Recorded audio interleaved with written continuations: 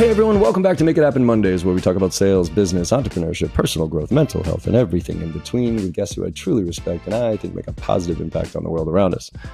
Now, this is a very special episode because this is a very special friend of mine. He's been on the show before, but this time we had the conversation about what he's gone through, and I think it's a conversation that more people need to hear because we know right now, specifically, a lot of people are going through some shit. But when you hear Roderick Jefferson's story about the shit that he went through, I hope it gives you some perspective. And I really recommend you take a look at his book called The Stroke of Success.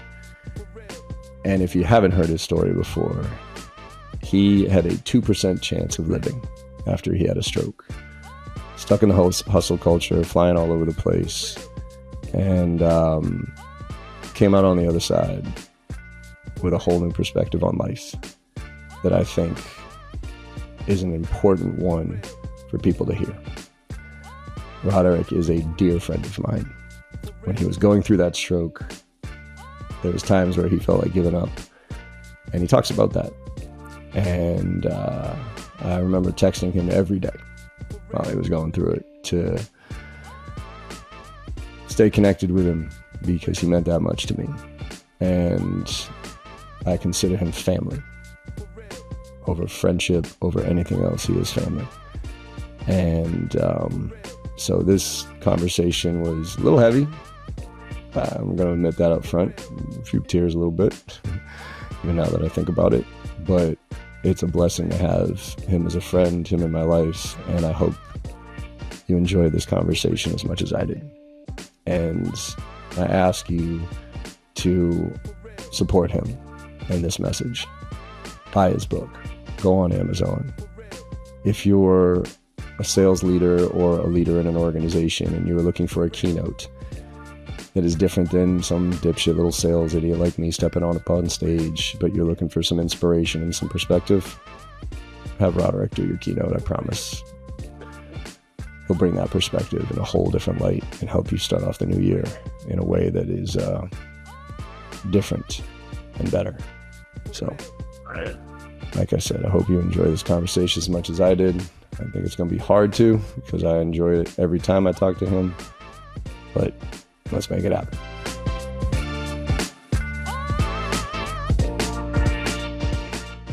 Roderick, my brother from another mother, Jefferson.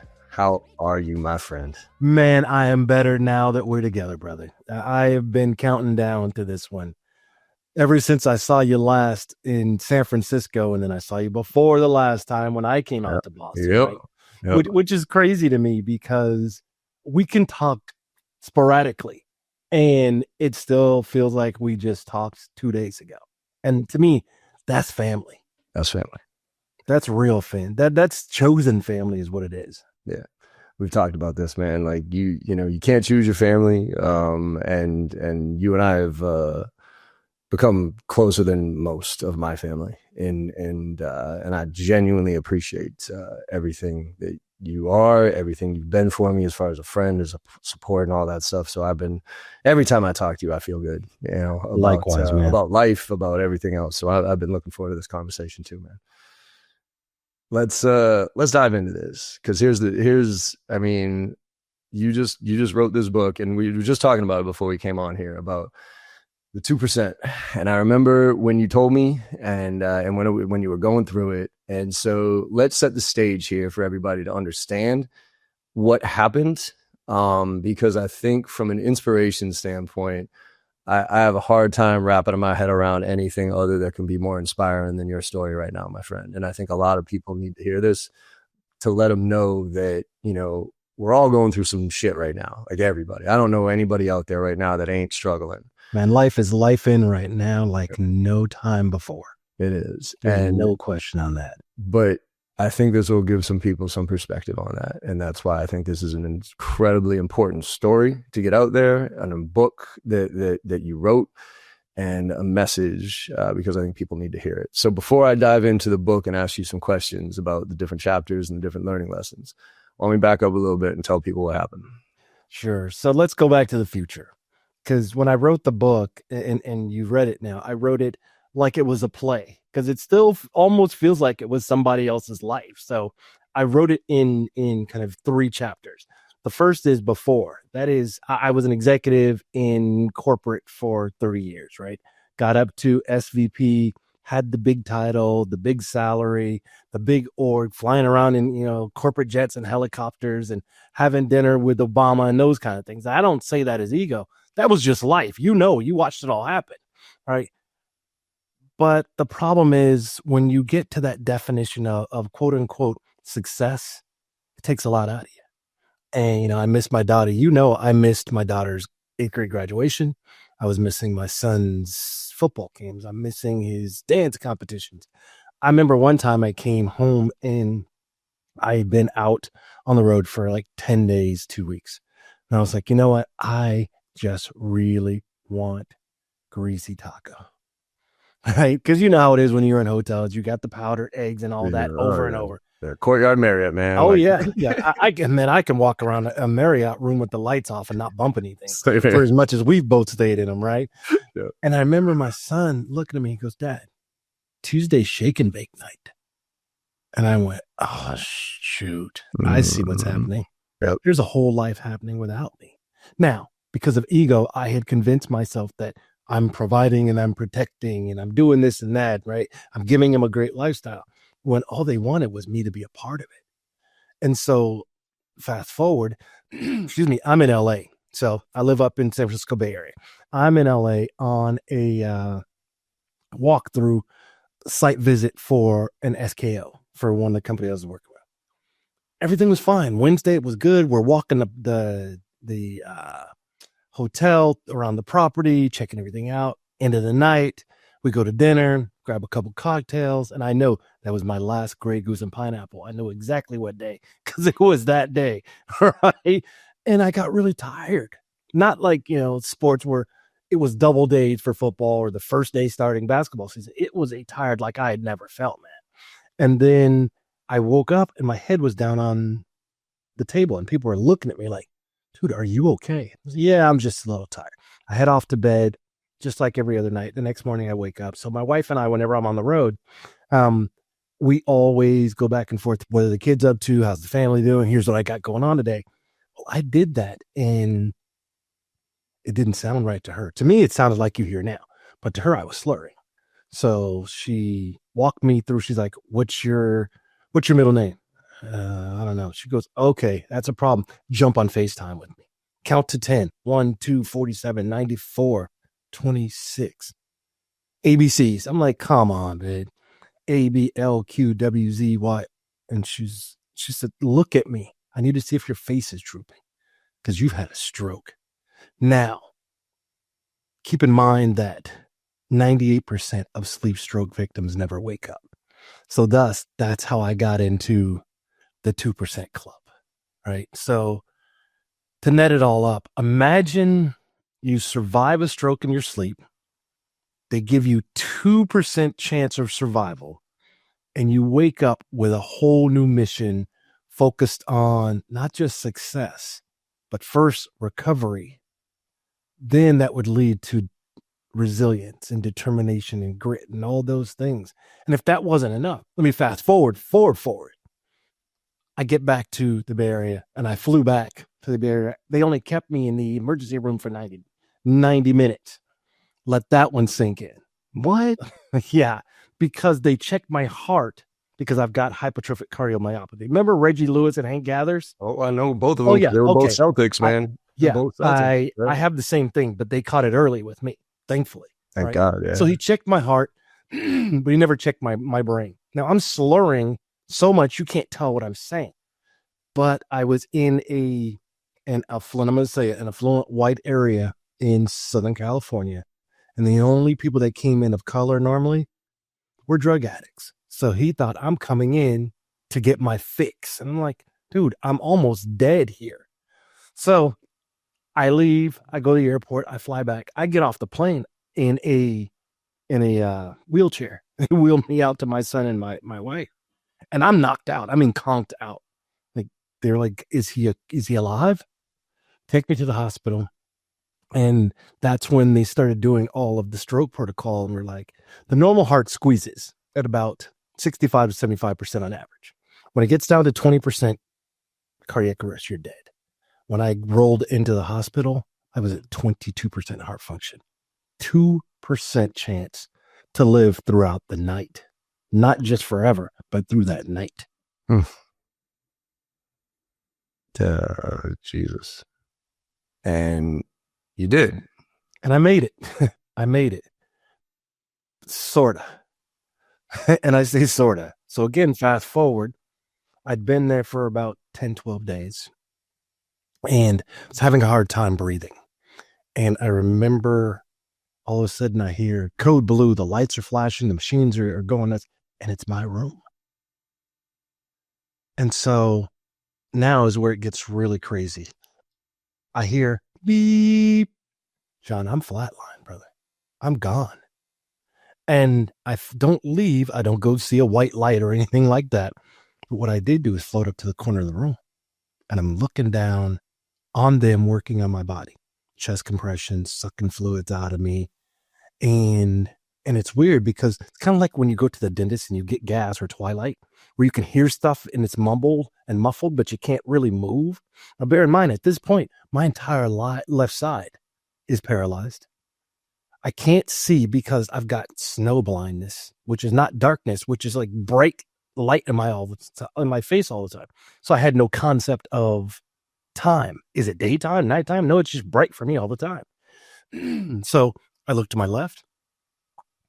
It's my mom. I saw that in the book. Your audience doesn't know, but Your mama. you know, my mama died in 99. Yep. And so she came and I said, okay, mama, I'm ready to go. It's time to go. And she said, I remember her words clearly. No, baby, I was sent to tell you that you're going to be okay and they're going to work this out. I said, okay, good. I got questions. Mama, she's gone.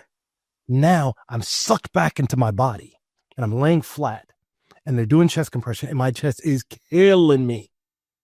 Right. And then I hear the word that nobody wants to hear. Clear. I'm like, oh, no, this cannot be good. So he's rubbing the paddles and he's coming down to zap me. And bear in mind, I'm still flatline. And as he's coming down, I go from beep, beep, beep, beep. Now, thank God he's on my right side because my left side is completely paralyzed. I grab him with one hand. And then all I hear is CRT, CRT. And I'm like, what is that? It's the critical rescue team. So that's all the people that come in and work on you after they've now revived you and resuscitated you. And so then it goes from there to, speech therapy. And you remember how I sounded. I had aphasia, which was stuttering. I could not get a sentence out. For 2 weeks, I literally did not say a word. I just grunted until my wife made me talk because she was like, use it or lose it. And then I went through speech therapy, occupational therapy, physical therapy. There's so much more about this. Now that's the second chapter of the book. The third chapter of the book is literally not about my stroke at all. It's really about how not to become me and do that. You may never have a stroke, and I pray that you don't. But bear in mind, according to American Stroke Society, 1 in every 4 adults over the age of 25 will incur a stroke in their life. This was my second one, John. I don't think I've ever even told you. You had the small one. Yeah, I had the little one. Because the brain, you were talking about that. On the right side. Now, this one was the big one at the top. And I know God has a sense of humor because I'm a professional keynote speaker. Where was my stroke? In my speech center. So not only you a keynote, you also did voiceovers. I do voiceovers. You had a whole business about doing absolutely. Voiceovers. And it's in my speech center.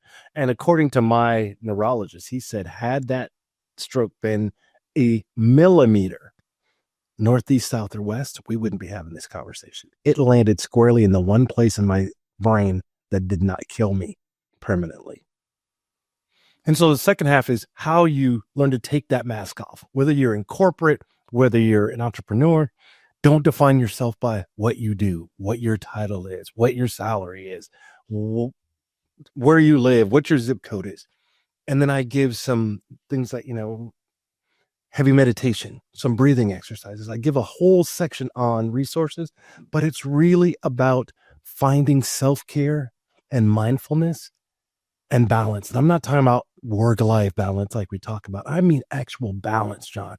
And the most important is I talk to people about how to be mindful and how to be present, because we're all multitaskers. And I've realized now that I've come back from that stroke, there's really no such thing as multitasking, because you're not focusing on either one of the three things that you're doing. So you're never actually present. So that's the story, my man, in a gist. And of course, there's a whole lot more in the book, but that is kind of the crux of things. So you believe in God? Absolutely. I've got my 4 F's. Faith, family, fun. What was the 4th one? Friends.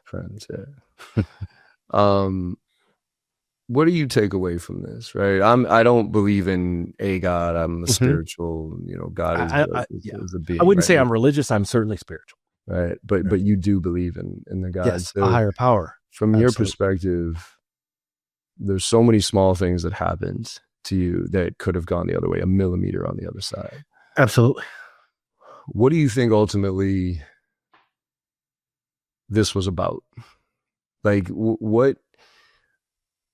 why did this happen from your perspective? I think there were a few things, and I've really thought deeply and introspectively on this piece. One of it was, I was being shown that I literally had no control. I thought I was running the show because, like I said, I had the big title. I'm an SVP. I've been at, Siebel and eBay and blah, blah, blah, blah, blah. In a moment's notice. I also have a better appreciation for the old adage of nobody's promised tomorrow. I was a guy that had no tomorrow.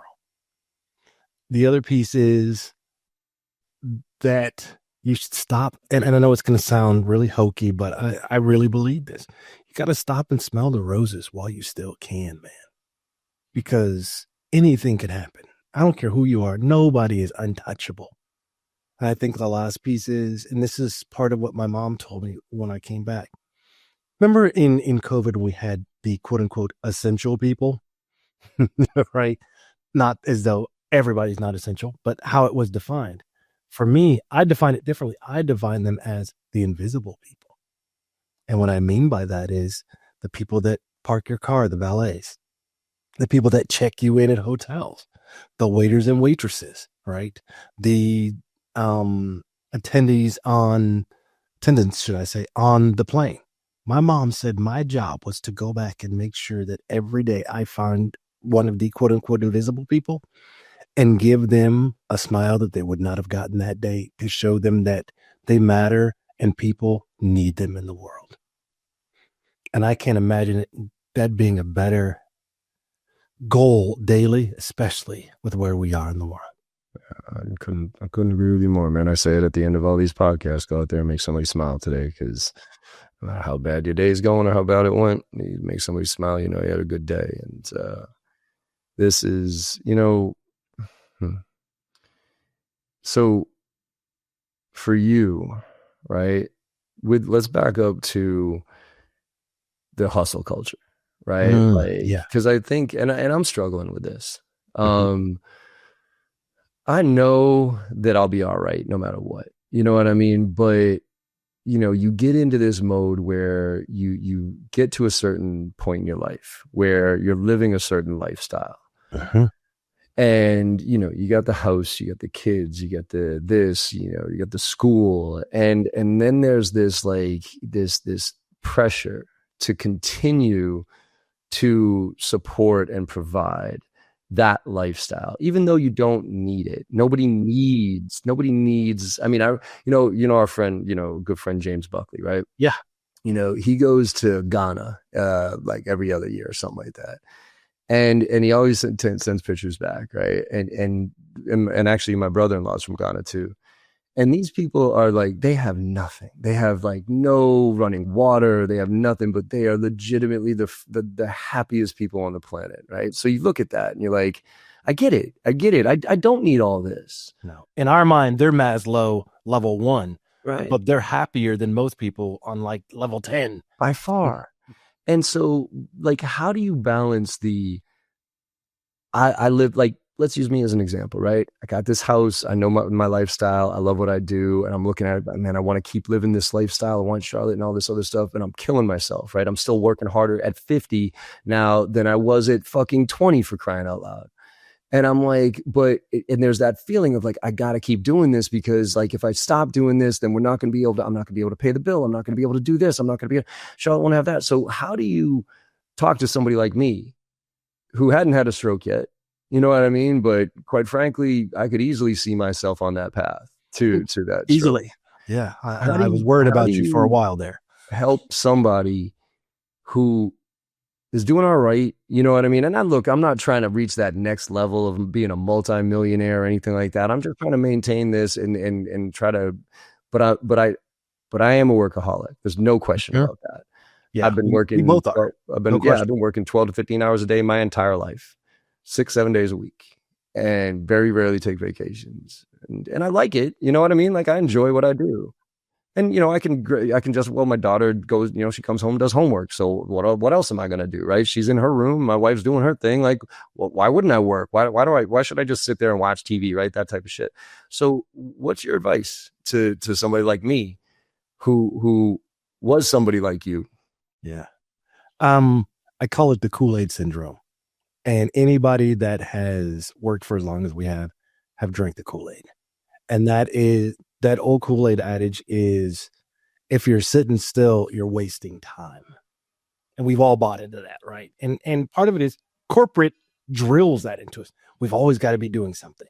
If your email box is dry, something's wrong. If you're not going from one meeting back to back, something's wrong. And then we went through the whole phase of, you know, wearing 50, 60 hours a week as a badge of courage. It's not that serious.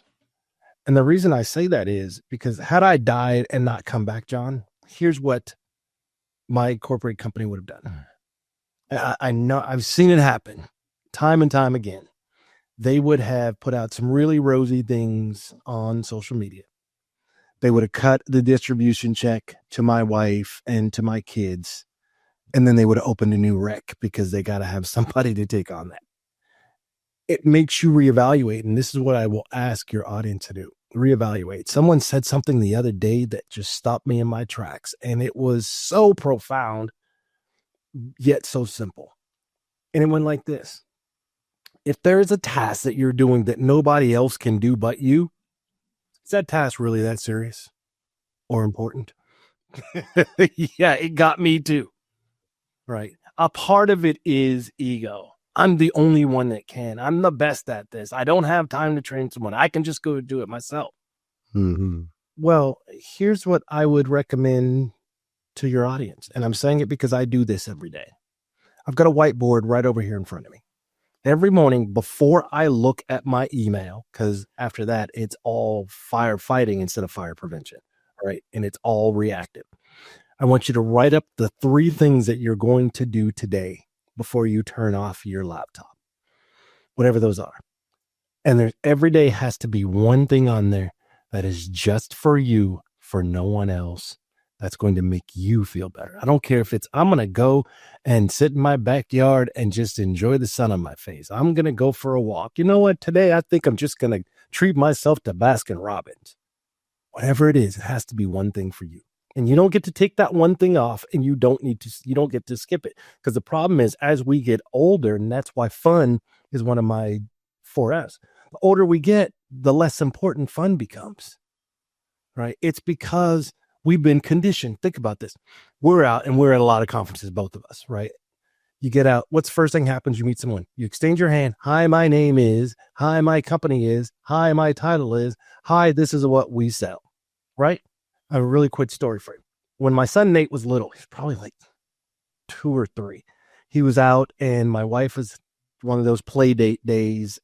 Again, while I was traveling, of course, right? But they're at the park playing, and him and this little boy had their Tonka trucks, and they were doing their thing, right? At the end, he's getting ready to go. Before she goes and puts him into the car seat, she says, go say goodbye to your friend. He goes back, and little kids, they go and hug. He comes in, and my wife says, so Nate, what's your friend's name? And he said, Blue Shirt. That was his answer. And I carry that in my heart every day, because if we could just think that way as adults, I don't care what your title is. I don't care where you work. I don't care what you're doing.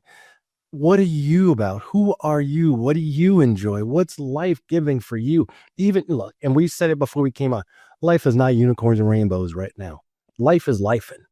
If you can find one thing that makes you smile and makes you happy every day, you've had a hell of a day. And unfortunately, you've had a better day than most people. And so that's where it goes to giving that smile to someone. You're giving a part of yourself every time you smile at someone, every time you make them feel seen, because like I said, they're normally invisible. Let's Give yourself some grace. We put so much pressure on ourselves, and we even talk to ourselves in language that we would never do with anybody else. No, definitely. All of us. Yeah. And there's stuff I've said to myself that I would never say to anybody else. And then I have to stop, or my kids will grab me, or my wife, or one of my boys will grab me and be like, dude, are you okay? Like, what do you mean? It's like, I've never seen you like this, that kind of stress. So if you've gotten comfortable living at that red line of stress, stop it. Give yourself some grace. Give yourself a break, a reality. I'm not talking about going off on a cruise and all that. What I'm talking about is literally the old Jetsons statement. Jane, get me off this crazy thing just for a minute. However, you have to do it to get away, right? You go open up your third eye, you do whatever you do, right? But you got to take some time to break the monotony of life and get off of that hamster wheel, or you will wind up like me. And I am not the typical stroke survivor. We've seen it. A lot of people never get back. They don't get their function back. They don't get a chance to talk. I'm blessed. I do these things, John, not because I'm special. I do it because I was brought back to help other people not have to deal with that. Let's talk about ego for a second, because you and I lived a similar life before you hit that wall. And we have a very similar story in the sense that we were both traveling, we were both, up on stage, and I remember, after my dad passed, and I kind of had a coach, like trying to get my shit back together, and we went through the value exercise and all this other stuff. And, I always figure I had good values, but like going through that exercise was actually a really helpful thing, right? To really do the core value. And I remember, you get 50 values, you get it down to 20, you get it down to 5, and then you prioritize them. And, obviously family was on the list. And I remember asking him, hey, prioritize, like, isn't family kind of default number one, right? Like that's, and he goes, and he kind of looked at me strange. He goes, no. He goes, if you want that family to be number one, you gotta write it down, and you gotta ask yourself, with every decision you make, how does this impact my family, right? And I'll tell you right now, and at that moment, it hit me like a ton of bricks. That I had been telling myself that I was flying around this world, being a weekend dad from my daughter from when she was born until when she was 10 years old. 2 million miles every single week almost. And I was saying that I was doing this for my family, right? Of course, because we all can make ourselves believe that. Exactly. And then when he hit that, I was like, God damn. I'm like, no, I wasn't. I was doing it because I was really fucking good at it. There it is. Bottom line. And you and I both know there's just something about being that guy, standing up on stage in front of 1,000 people, and then having people come up to you and be like, oh man, that was incredible. That was fire. You did this. I wish I could yell all that. Yeah, or like flying to Japan for a day and be like, yeah, I'll be right back. You know what I mean? You'd be like, what the fuck? Like, you're going to Japan for a day? Like, hit London, then Paris, then Geneva, then it all sounds sexy, right? Yeah. But then I realized I was like, I wasn't doing this for my family. I was doing this for me. And it hurt. Well, most of us are. And you know what the biggest problem with that is? Most people will never actually, not just identify that, they'll never actually own up to that. Right. And we laugh about this all the time. I remember the last time I was at the house with you and the family, I was like, oh my God, I'm at John Barrow's house and I'm hanging, and you're like, dude, seriously? I'm with Roderick and we're doing it. Because you're right. We walk around and neither of us carry ourselves like we're better than, above, or celebrity at all. But let's be honest, in our spaces, we kind of carry a bit of that. And sometimes you forget who you are and you kind of start hanging your hat on what you do and starting to believe. My mom used to say, don't ever believe your press clippings, because most of it is just somebody's opinion. Right. And I've learned now since the stroke that no matter how great a day is or how bad a day is, it's just a day. It's about how you react to it. And to your point about ego, we were doing it for ourselves. We loved, being on the stage. We loved signing the books. We loved being seen, and everybody knows who you are. And you're the headliner. You're the keynote speaker. You're woo, woo, woo. You got all the miles. So now you're sitting in first class. You got all of the points. So you're at, like we were talking about, you're at Marriott. Hello, Mr. Barrows. Welcome back. All Yep. that. You come Yep. in and your name's on the TV. You're like, yeah, I'm kind of a big deal. Right? Exactly. Until what people don't say, they see the glory. What they don't see is we're sitting in the room by ourselves. We do our keynotes. We can't even go down to the sports bar because now you got to have that same conversation, or everybody wants to huddle around you. I'm blessed and I'm glad they are, but there's times you just want a break. So now we're stuck in the room. They're not seeing where, like I said, I missed my daughter's 8th grade graduation. I cried the whole night. All right. And how lonely it is being on the road is not, it's beautiful, but it's not what most people think. It's kind of like everybody wants to be a people manager until you're a people manager. Right. The same thing happens with that lifestyle. Everybody wants that lifestyle until you realize at what cost. Yeah. So with balance, you talked about that earlier, right? That work-life balance everybody talks about, which I always said is shit, right? Because, I think it's bullshit too. Yeah. Well, kind of my philosophy on work-life balance is actually, I think it's kind of sad, right? Because, you work about at least a third of your life. You sleep about a third of your life. So with this mentality of work-life balance, you're telling me you really only live about a third of your life. Right. So what does balance mean to you? Now that you have this perspective, what does balance actually mean to you? Balance means actually something you said earlier that really struck a nerve with me. And that is, every decision I make now, I think, how's this going to impact my family? Also, how much can we enjoy this? So let's say I'm going to New York. My first thought is, and I asked my wife, you want to go? We can go in before, do the touristy thing, catch the hop on, hop off tour, all that stuff. Or we can do it on the back end, which is probably not good because I'm going to be tired. So do you want to come in early and then I do my thing and then go? Balance is also including the family in those things, right? I was doing a keynote about a month ago in San Francisco, mind you, right? With a VC firm. I realized that is the first time my daughter has ever seen me speak live. And I've been doing it for 30 years. She's going to be 36 next month. That was the first time.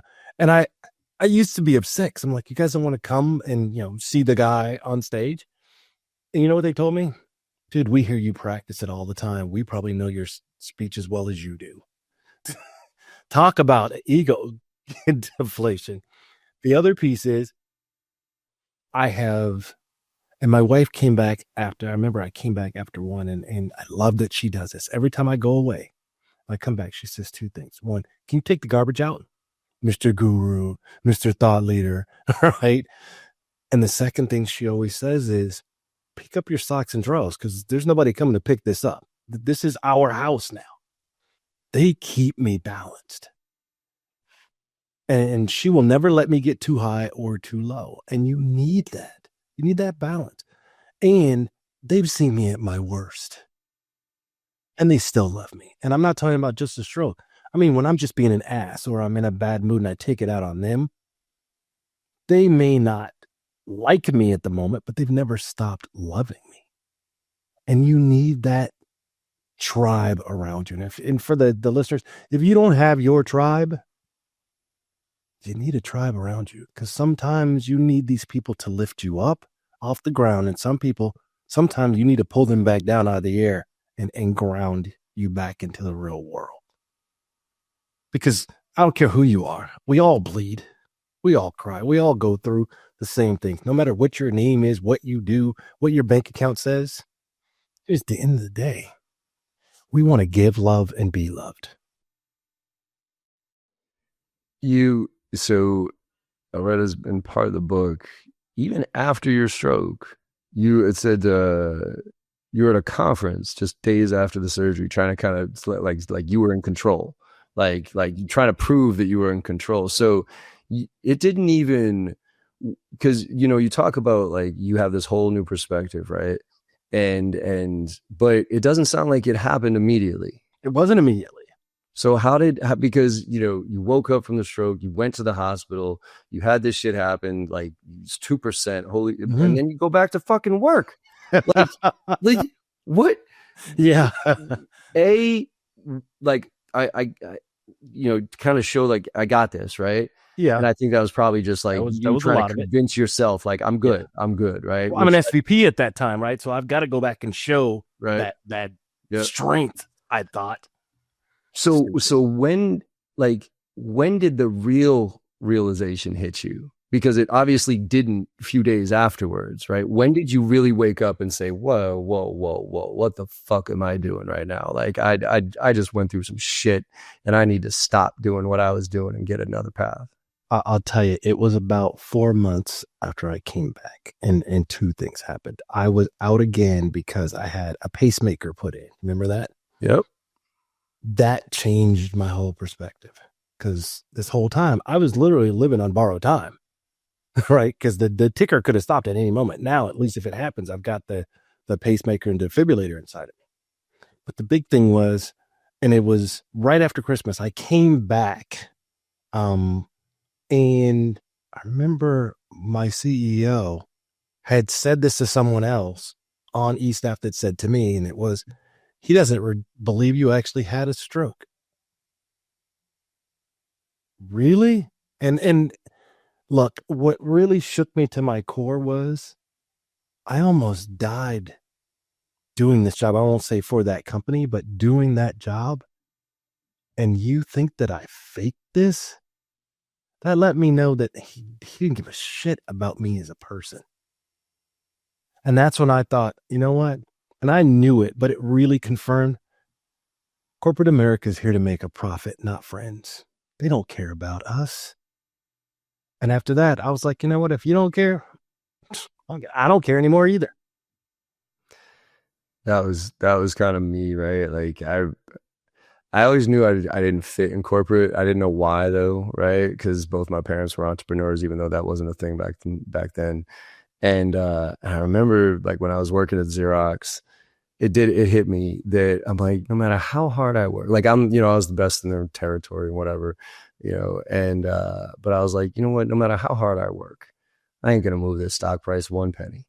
And if I leave, they're gonna find somebody else that fills me right back up, and they might not be as good as me, but they'll fill the gap.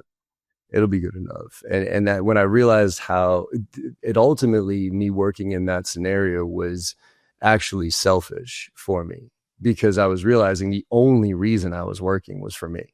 Like I wasn't, yes, I could justify, well, I sold some stuff that helped other people do things, and I could do the daisy chain all the way through. Well, I sell Big Zero. That's not what I was doing. That's why you kind of going back to convincing yourself that, it means to an end and, all this other stuff. But, that's why I'm so passionate about trying to help people, build their own careers, like own their own shit. Right. As much as, and I even remember you and I talked about, some of your career choices of being, the chief, diversity officer. Remember that one? Oh yeah, back in the Salesforce days. Yeah. And I was like, you sure about this one, man? And like, is this one of those, like, you actually get to make a difference here? Or is this the check the box one? And you were like, after a little while, you're like, nope. Well, because remember, they wanted to put me under the VP of HR. Right. And I went, oh, you don't care about this. Nope. That's the check the box. So what advice do you give to people who are in corporate, who have to have that job, man? Like, I wish we could all do our own thing and be independent and fuck corporate and whatever it is. But look, it plays a role. How do you, but now with how, how fast things are moving. And I do agree. Like the first minute a corporation can cut, make a buck, make a better profit, you're gone, right? You're gone. So what do you suggest to kids or anybody who's living in corporate, working in corporate right now, knowing that they're making money, they're doing something reasonable, they're not being sleazy or anything like that. But how do you help them balance what they're doing, who they're doing it with, and why they're doing it? Yeah. First of all, I'd say be realistic with yourself. First and foremost, after we've talked now for X amount of time, if you haven't gotten the point that you are a cog in the wheel, whether you like that or not, it's reality. So take it for what it's worth, right? The other piece is, as I talked about earlier with my whiteboard, make sure you find and make time. I know it sounds crazy, but make time to do something just for yourself every single day. The last piece is, unless you absolutely positively must work on the weekend, use the weekends to recharge your batteries. Get away from it. Don't sit in your office trying to catch up on stuff, because you're never going to catch up. The whole premise of corporate is that they're going to have more stuff in your inbox than you can ever do. So take some time and get away. The other piece is the final piece, John, is get people around you that are not always going to agree with you. If you've got an echo chamber around you, you're doing the same thing they're doing. They don't have to agree with everything, because you're doing things just for yourself.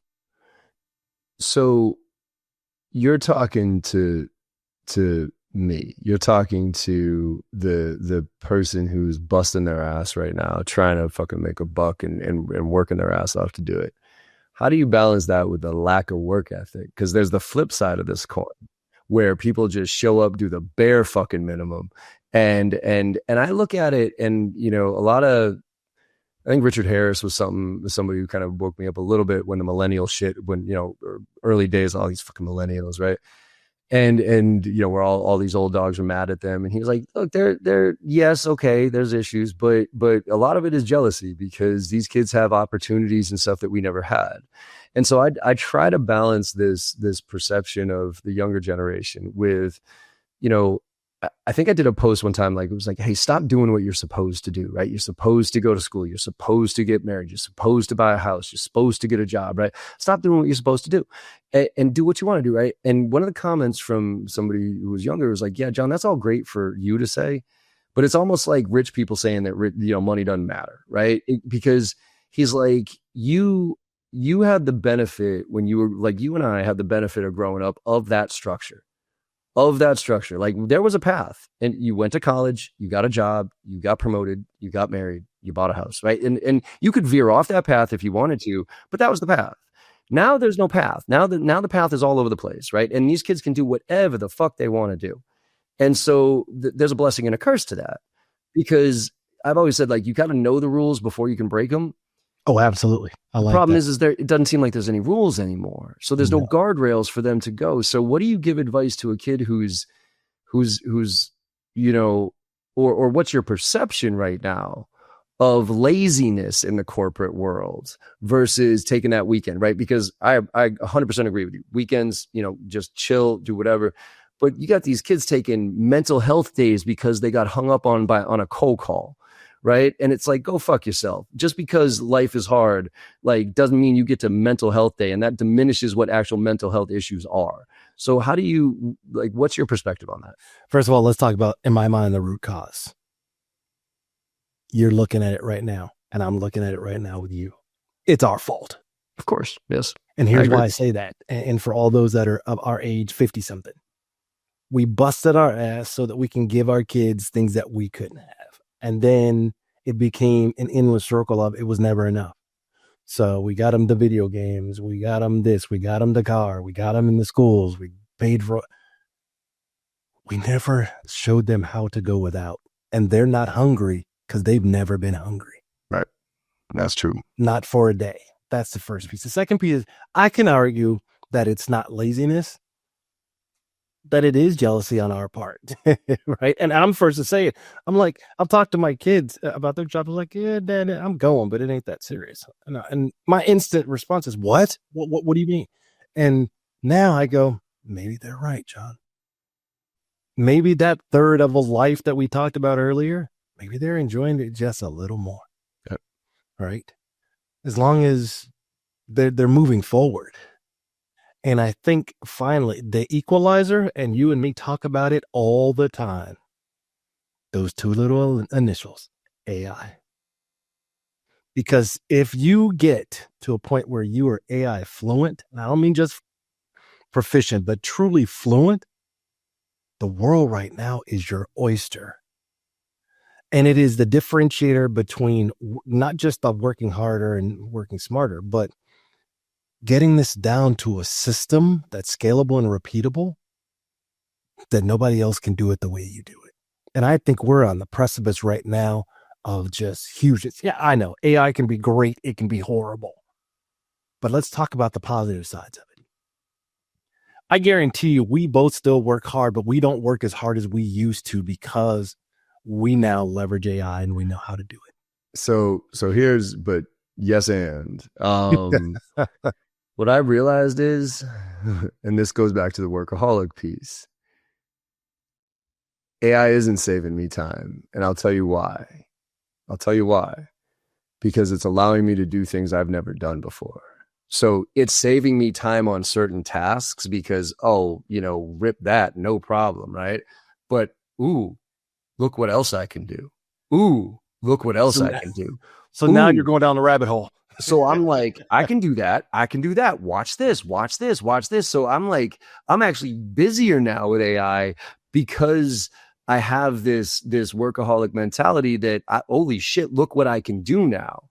And it's exciting, but like every once in a while I have to take a step back and be like, what the fuck? Like I'm up until midnight and I'm doing like 15 different things that I used to outsource to 15 different people. But now that I can do it because my brain works a certain way and I know how to use this shit, like I've actually added more to my plate. So it's like so for me, it's like this balance of like, shit, John, stop. Like just because you can, you actually say that in your book. You have to. Right? Here's something. I'm going to change the letters now from AI to EA. Ego addiction. Mm-hmm. That's exactly what it is. It's ego addiction. And I'll be in the same boat from time to time too. It's the same reason that we wind up looking at one reel and then 3 hours later, we've seen 612 reels on Insta. It's dopamine hits, all of it. And that's where the balance comes in. You got to go, okay, enough. Like, if our house is at 7:00, turn the machines off. Spend some time talking to each other. That was really awkward at first. I'm not even going to lie. Because normally, you know how it is. You can sit on the same couch and be in two different worlds, or on the same couch, sending reels back and forth to each other all night. We didn't have to do that. But if you can find a way to monitor that and throttle it, man, I'm telling you, at least for me, there's no way I could do half the things that I do in the time that I do it without AI now. Wow. I use it, and you're going to see a blog come out tomorrow on how to leverage AI to be more human. Not just for tasks and creation, but literally, what are you doing to put together IQ plus EQ plus AI? When you get to that level, then it alone will help you to throttle having to, or even wanting to do a million things. There's times I'll come in at 3:00 in the morning, I'll wake up and go, okay, I do it now. I write it on my whiteboard. I don't go do it right now. There's the difference. I think you said like just because you can doesn't mean you should, right? Absolutely. Right. Absolutely. Put it on the whiteboard and leave it there and then put it in your calendar later. All right, let's finish up with this one because I think this is real in a lot of ways, and not just for what you went through, but for what other people go through. The survivor guilt. Yeah, we talked about this one. A couple of times we've talked. Yeah, you go through it. You got through it. You said like you are abnormal, my friend, as far as what a stroke victim looks like and acts like after a stroke, right? And so, and a lot of us go through some crazy shit and then come out on the other side, blessed that we were on the other side, but then have to deal with the fact that why me? Why am I that one? So talk to me about the guilt you felt and then how you manage and leverage it. Yeah. I was in a lot of stroke survivor groups, and it was great at first until I started to accelerate at like subhuman speed, I'll say. Then I would hear things like, I just walked 10 steps without my cane.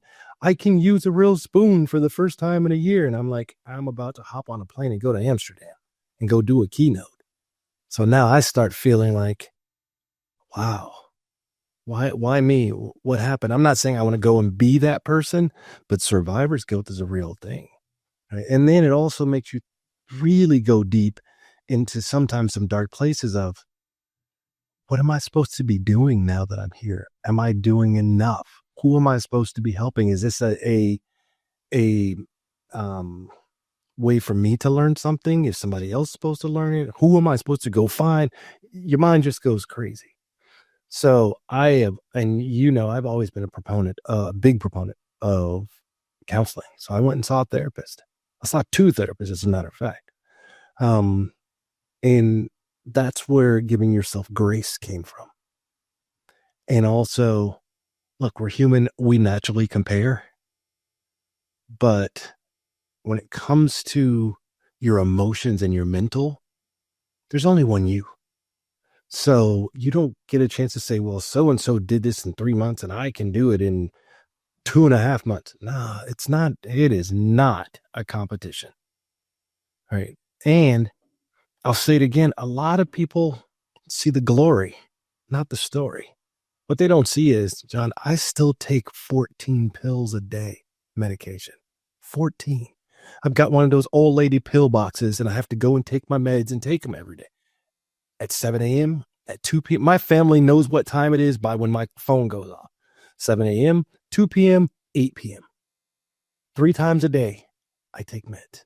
Because if I don't, I'm that guy that's stuttering and slobbering all over myself. So am I healed and cured? No, it's never going to go away. Right? But yeah, I can stand up now and I can, enunciate. See, there you go. Take that pill, man. It's 2 o'clock. It's 2 o'clock. There's that pill right on time, man. Yep. So you don't know what somebody's going through. It's kind of like, when you get it, you go park somewhere and you see someone get out of their car and then the handicap space and they walk normal. And we're humans. You're like, come on, dude, really? What are you doing the handicaps? You don't know what their handicap is. And I say the same thing with mental health. You don't know what somebody is going through. I was in dark places like I've never been before, so I thought, until I wrote this book. And I had to put myself back in those same rooms. I had to put myself back in those really dark, ugly, scary times. And then again, I heard my mama say, baby, it's not for you. And I have to keep remembering that. She kept saying, it's not for you. You're writing this for other people. Find something that isn't just for or even about you. I didn't write this book about me.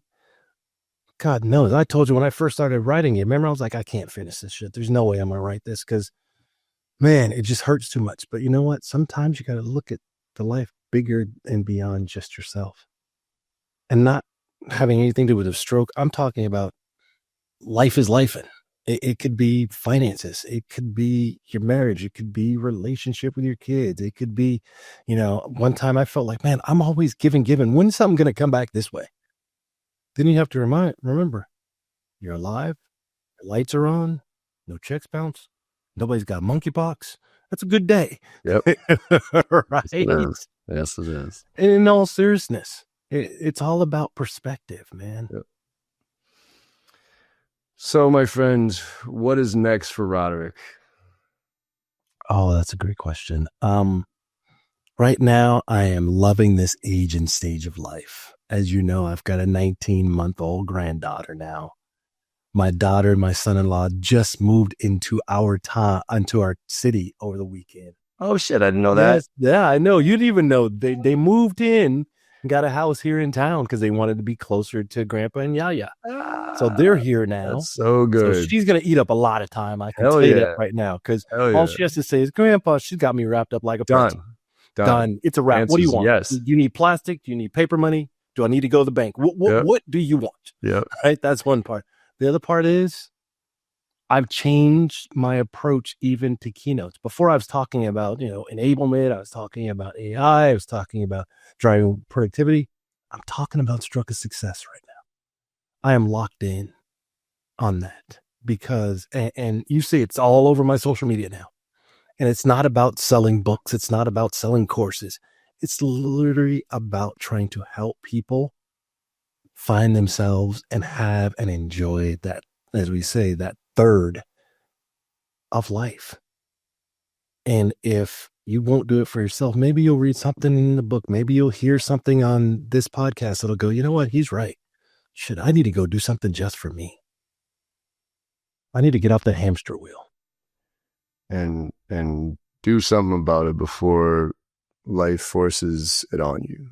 And that's kind of the sad thing, I think, that so many people go through, is like they don't stop and do, take care of themselves until they're forced to. And sometimes that's a good thing because the forcing function isn't too severe. If right? you're still here to Other times execute on it. Other times it's not. Right. Most people aren't. Exactly. And so, I use the analogy of like getting fired. Sometimes fired is like, you weren't a good fit there and they had to make that decision for you. And so, okay, that's okay. Right. But when it comes to your health, when it comes to your family, when it comes to those things, I hope people listening to this realize that, before it's forced on you, and hopefully not in such a negative way, that you can maybe take some steps to alleviate some of that, those indicators, if you will, that are pushing you down the path. And because we have them, we just ignore them. Yeah, totally. All of us. And I think the older you get, the more you start to have that perspective. And it's almost like you wish you could go back and tell your 22, 25, 20, 30-year-old self, like, hey, like slow down a little bit, man. Like, you got a long life to live here. But, there's some things that experience can only teach you, right? And sometimes skinned knees and elbows are great teachers. I'm actually out talking to colleges and universities now about this. There you go. Because I really wish somebody would have told me that, my uncle used to say all the time, I have never seen a U-Haul hitched to the back of a hearse.